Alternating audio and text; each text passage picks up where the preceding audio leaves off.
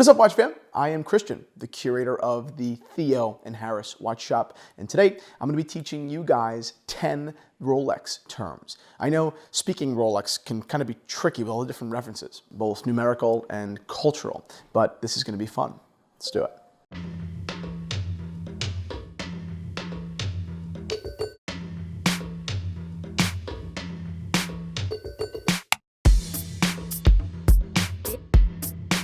Boom, watch fam.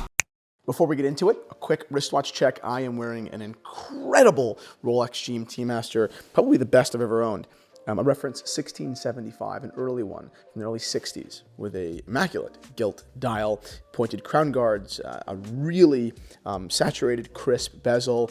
Everything about this watch is lovely. Rivet bracelet and all. This watch is available in the Theo and Harris watch shop, maybe one of the crown jewels of it at the moment. So let's get into our first term, Bart Simpson.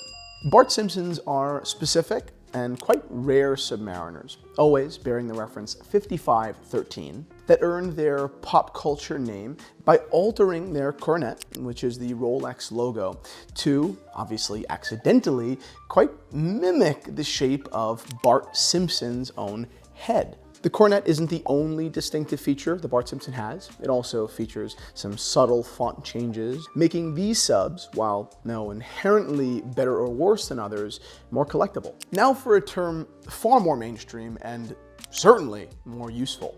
Chronometer, a title bestowed upon a watch by the official Swiss Chronometer Testing Institute, translated and abbreviated to COSC. The title is only given to watches that were tested and confirmed to meet the Institute's parameters of superb timekeeping.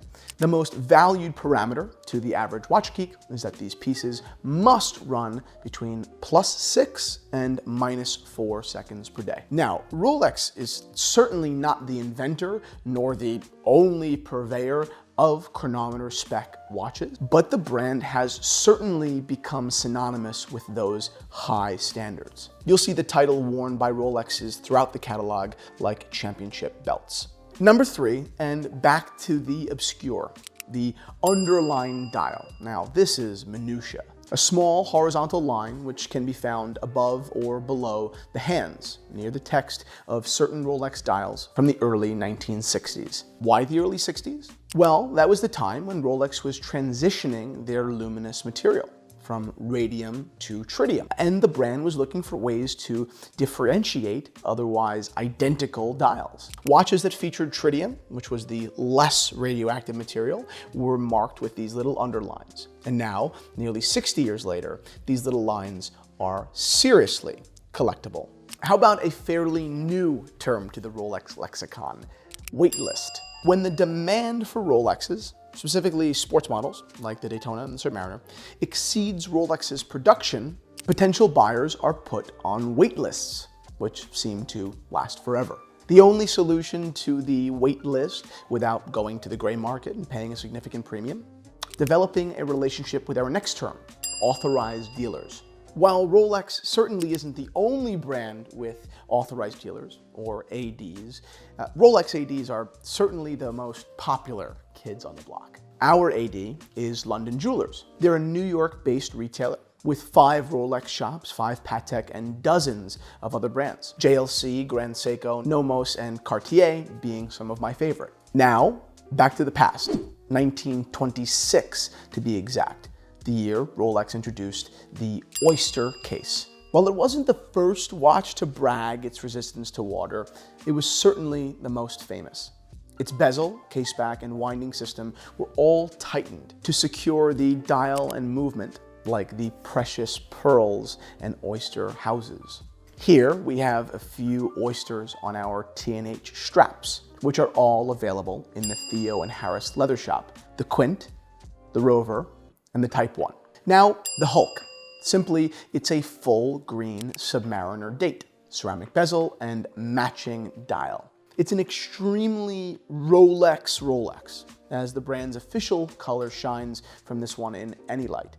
In my opinion, it's one of the most beautiful Rolexes, but the Hulk is often confused with another Rolex, the Kermit, Rolex's release in celebration of their 50th anniversary of the Submariner. While I actually prefer the Hulk, the Kermit has built even more hype. In short, it's an aluminum Submariner, meaning its bezel is aluminum and case thinner than its beefed up successor, with a green bezel and maxi dial and hands, meaning the hands and the plots are wider and fatter than their predecessors. Here's another term, one that is absolutely useful in the general watch world, but specifically appropriate when talking about Rolex.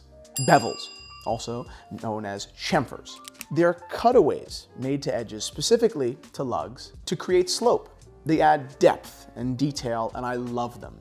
Rolex abandoned the technique some years ago, which I think is a shame, but we can still find bevels, chamfers in the Tudor lineup. And for our last term, Patrizzi, named after the Antiquorum founder Osvaldo Patrizzi.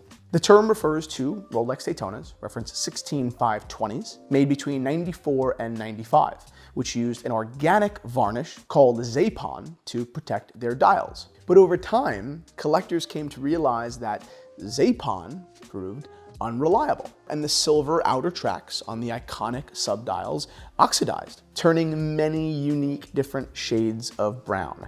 And I think that that is very cool. So that's it for this video, but the Rolex terms do not end there. In fact, we recently released a video talking about 10 more Rolex terms, including Paul Newman, Fat Lady, and the Buckley dial. So to educate yourself a bit more, go ahead and click.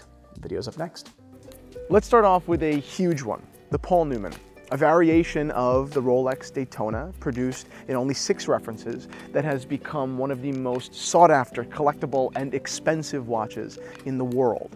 Simply, Paul Newmans are just standard 4-digit Daytonas, which were the original Daytonas, the